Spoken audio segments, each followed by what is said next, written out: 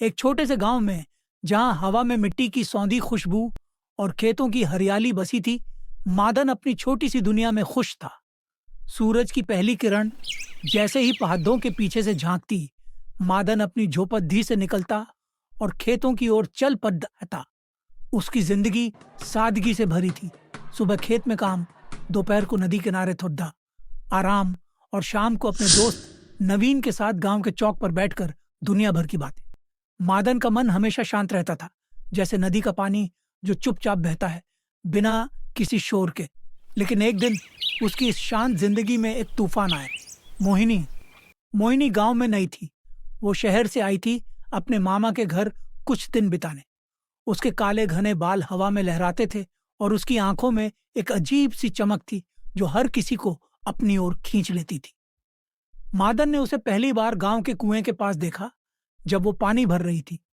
उसकी लाल साधी में सूरज की रोशनी चमक रही थी और मादन बस उसे देखता रह गया। उसका दिल जो हमेशा स्थिर रहता था, उस दिन पहली बार तेजी से धड़कने लगा। उसने सोचा, ये कौन है? ऐसा क्यों लग रहा है जैसे मैं इसे पहले से जानता हूं? लेकिन वो कुछ कह न सका, बस चुपचाप अपने काम में लग गया। उसी शाम जब मादन और नवीन चौक पर बैठे थे, नवीन ने उससे पूछा कि वो आज इतना खामोश क्यों है। मादन ने हंसकर टाल दिया, लेकिन नवीन समझ गया कि कुछ तो बात है।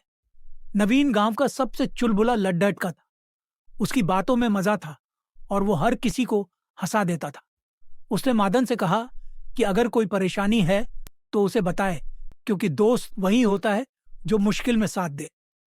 मादन ने फिर भी कुछ नहीं कहा, लेकिन उसके मन में मोहिनी का चेहरा बार बार आ रहा था। अगले दिन मादन खेत में काम कर रहा था कि नवीन वहां आ पहुंचा।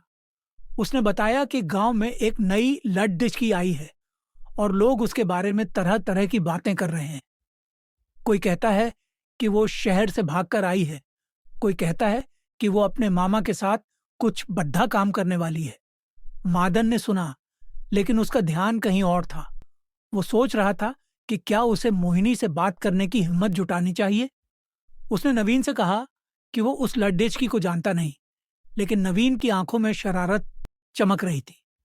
उसने मादन को छिदलाते हुए कहा कि अगर वो उससे बात नहीं करेगा तो वो खुद जाकर उससे दोस्ती कर लेगा। मादन को यह बात अच्छी नहीं लगी, लेकिन वो चुप रहा।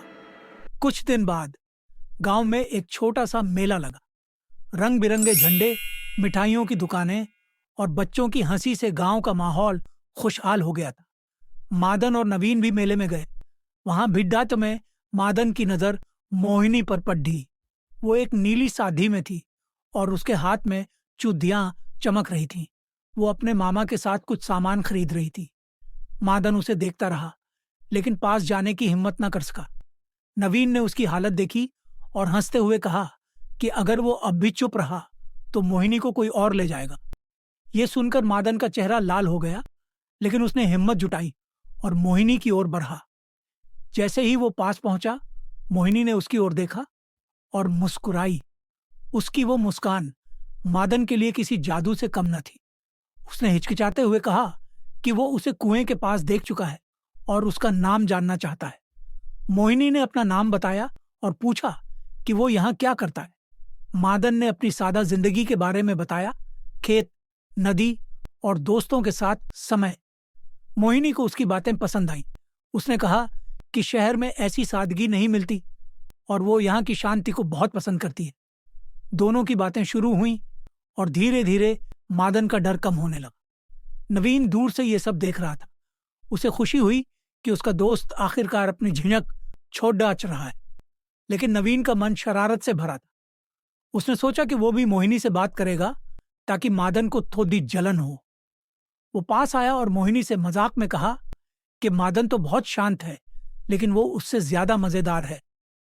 मोहिनी हंसी और मादन को थोड़ा बुरा लगा। उसने नवीन को घूरा, लेकिन फिर खुद भी हंस पड़ा। उस दिन मेले में तीनों ने साथ में समय बिताया। मोहिनी ने बताया कि वो कुछ दिनों के लिए ही गांव में है और फिर उसे शहर लौटना होगा। ये सुनकर मादन का मन उदास हो गया, लेकिन उसने कुछ कहा नहीं। अगले कुछ दिन मादन और मोहिनी की मुलाकातें बढ़ीं। वो उसे नदी किनारे ले गया, जहां वो अक्सर अकेले बैठता था। उसने मोहिनी को बताया कि ये उसकी सबसे पसंदीदा जगह है क्योंकि यहाँ उसे सुकून मिलता है।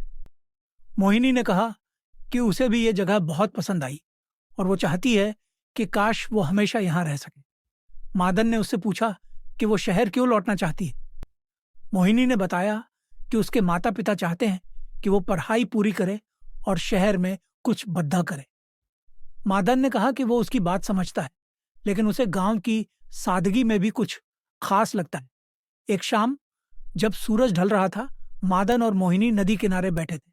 हवा में ठंडक थी और चारों ओर शांति छाई थी। मोहिनी ने मादन से कहा कि उसे उससे मिलकर अच्छा लगा और वो उसे कभी नहीं भूलेगी। मादन ने कहा कि वो भी उसे याद रखेगा और अगर वो कभी गांव लौटे तो उसे ढूंढ ले।